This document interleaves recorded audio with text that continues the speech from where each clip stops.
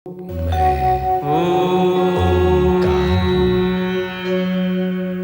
प्राणी के प्राणों में जब तक स्नेह, सम्मान और सद्भावना की ज्योति प्रज्वलित रहे, तब तक मैं वीणा की मधुर झंकार हूं। यदि क्रोध, घृणा, दुर्भावना जग उठे, तो जलता हुआ अंगार हूं। मैं ओंकार हूं।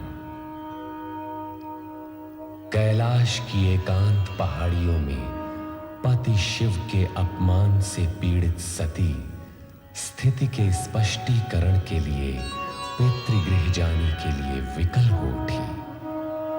शिवजी आज्ञा न देना चाहते हुए भी सती के निश्चय को देख नंदी, भृंगी एवं शिवगण को उनके साथ पितृगृह भेज देते हैं। वहां उन्हें देख पिता दक्ष की क्रोधाग्नि भड़क उठती है।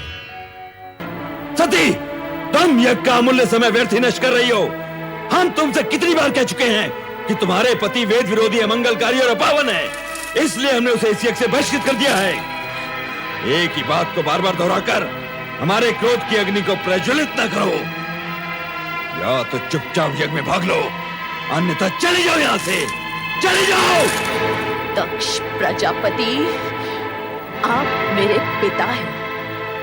तनिक इतना तो सोचिए कि अपने पति के अपमान का परिमार्जन न कर पाने पर आपकी ये पुत्री शिव को क्या मुंह दिखाएगी? क्या मैं कैलाश लौटकर शिव से ये कहूंगी कि मैं आपकी निंदा सुनने वहां गई थी? शिव निंदा सुनने वाला भी शिव निंदा करने के समान नरक का पात्र होता है। तो जहां जाना है चली जाओ, तुम्हें रोका किसने है? किंतु एक बात अच्छी तरह समझ लो सती, जिस शिव ने हमारा सरासर अपमान किया है, उसी शिव से अपने अपमान का प्रतिशोध लेने के लिए हमने इस महायज्ञ का आयोजन किया है। और सुनना है तो सुनो, अब शिव मेरे लिए सदा सदा के लिए बहिष्कृत है। वो भूतनाथ, शमशान में पड़े रहने वाला अघोरी, नंग धड़ंग अवधूत,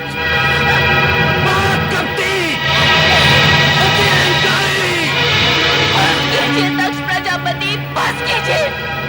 मैं पति निंदा नहीं सुन सकती, नहीं सुन सकती। मैं पति निंदा नहीं सुन सकती, मैं पति निंदा नहीं सुन सकती, नहीं सुन सकती, नहीं सुन सकती।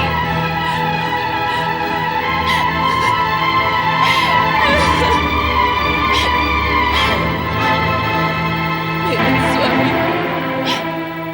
आपने मुझे न आने के लिए कितना समझाया, किंतु मैं मूढ़मती केवल पिता को दो बातें सुनाने के लोभ में यहाँ चली आई। उस समय मैंने ये न सोचा कि यदि मुझे पति के विषय में अब शब्द सुनने पड़ गए तो अब तो मैं अपने स्वामी को अपना मुंह भी नहीं दिखा सकती।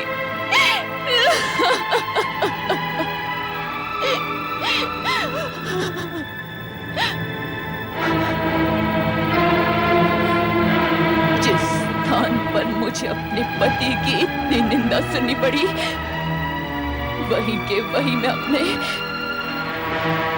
इस देह का त्याग कर दूंगी।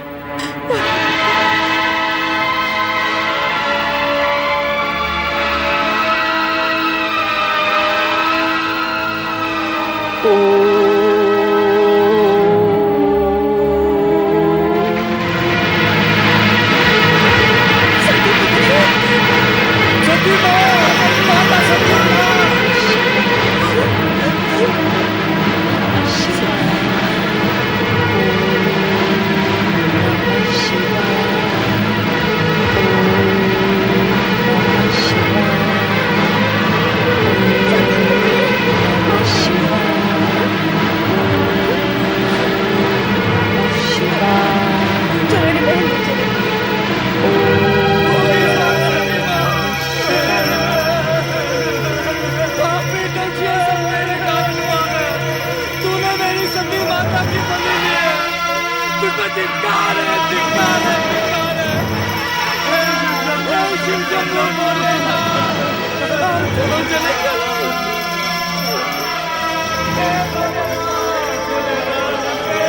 तुम्हारी ये दुर्दशा तुम अकेले लौट आए।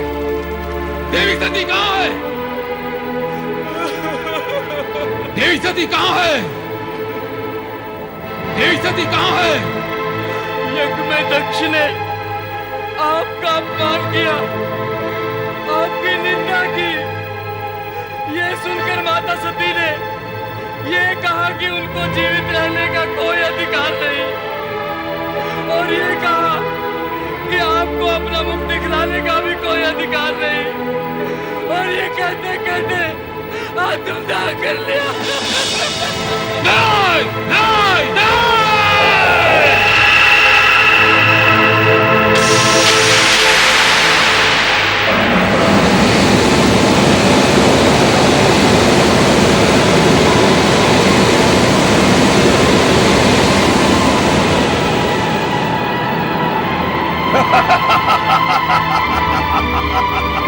जय महारुद्र, मेरे लिए क्या आज्ञा है प्रभु? वीरभद्र, दक्ष का अहंकार हमारा विरोध है, और हमारा विरोध उसका विनाश। जो आज्ञा प्रभु। जाओ उस यज्ञ को भ्रष्ट कर डालो, और जो भी तुम्हारा विरोध करे उसे भी भस्म करने में संकोच न करना। आज विनाश लीला का वो नर्तन करना कि वहां कोई भी शिव सती विरोधी जीवित न रह पाए। जाओ! ऐसा ही होगा प्रभु। जय महारुद्र।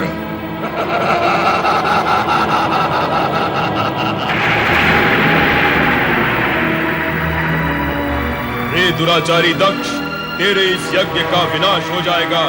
तुझ पर दुर्भाग्य और विपत्तियों का आक्रमण होगा, और उससे तेरी रक्षा करने का किसी ने प्रयत्न भी किया तो उसका अंत निश्चित है।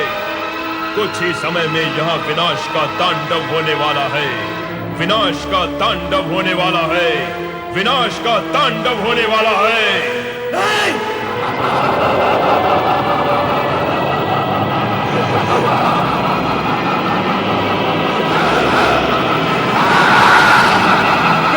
मेरी रक्षा कीजिए, मेरी रक्षा कीजिए प्रभु। दक्ष, शिव की निंदा और उपेक्षा करके तुमने वो दंडनीय अपराध किया है जिससे तुम्हें कोई नहीं बचा सकता, स्वयं मैं भी नहीं। तुम्हारा उद्धार हो सकता है तो चराचरपति शिव के हाथ हो। प्रभु, प्रभु,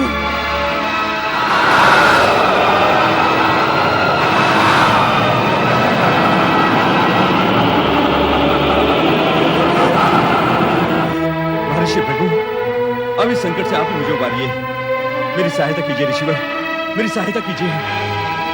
अपहताः शूराः रक्षांसि वेदी सदा।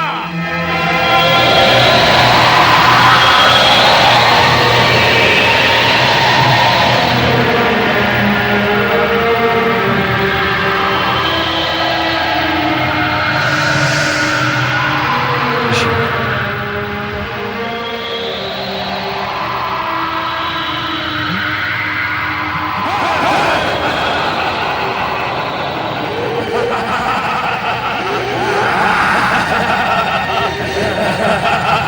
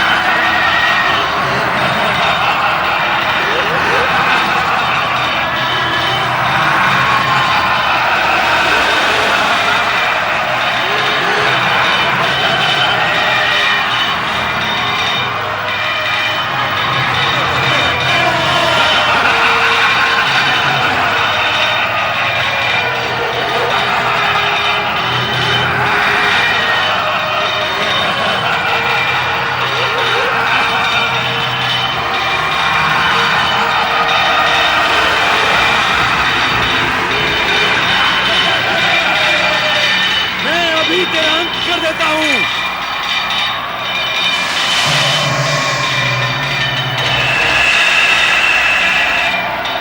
जय श्री शंकर।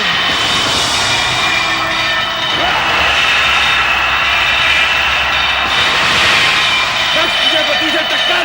हाँ।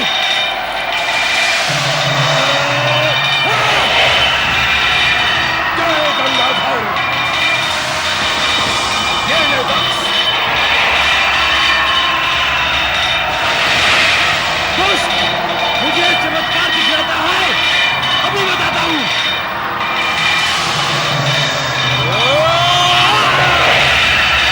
जय भूता। बच सकता है तो बच।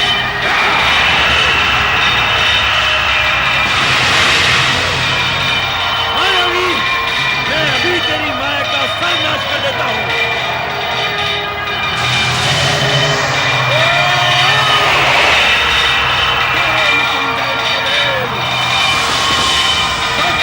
संभाल अपने आप को।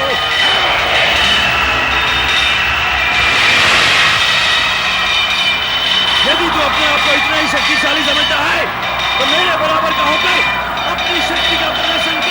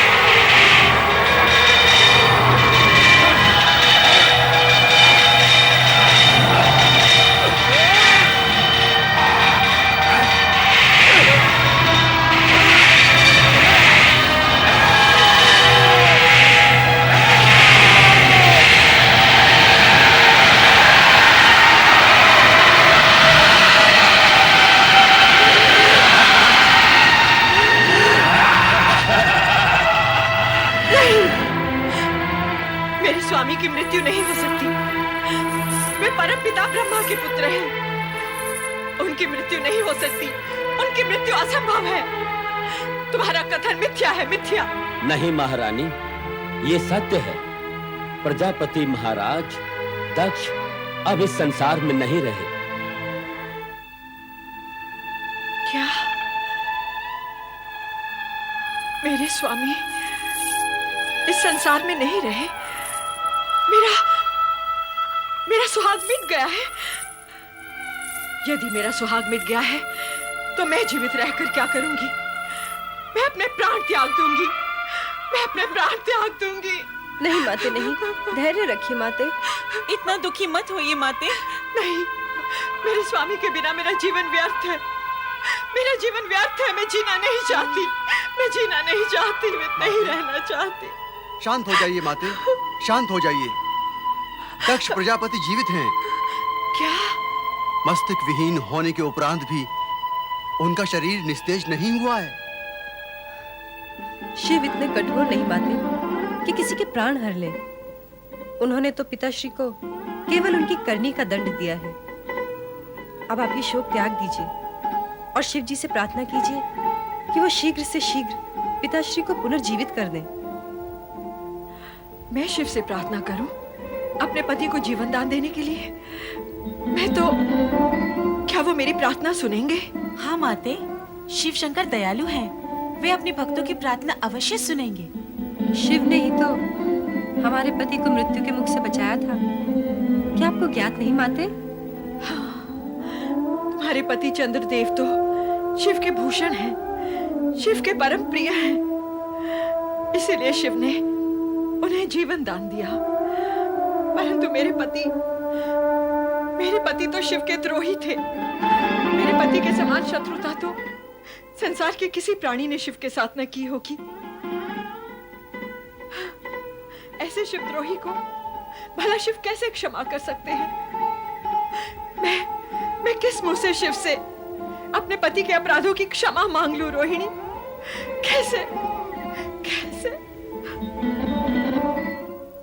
पतिव्रत और पति की शिवद्रोहिता के तिराहे पर किंग कर्तव्य विमोह खड़ी वीरणी निश्चय नहीं कर पा रही थी कि पति के जीवन का दान मांगने वो भोलेनाथ की शरण में जाए भी तो कैसे जाए। पति के शिवद्रोह ने उसके पग जकड़ लिए। पति की मृत्यु ने उसकी चेतना जड़ कर दी। मन में रह रहकर यही प्रश्न उठता रहा कि क्या भोलेनाथ उसके अभिमानी, विद्रोही और अविवेकी पति को जीवन दान देंगे?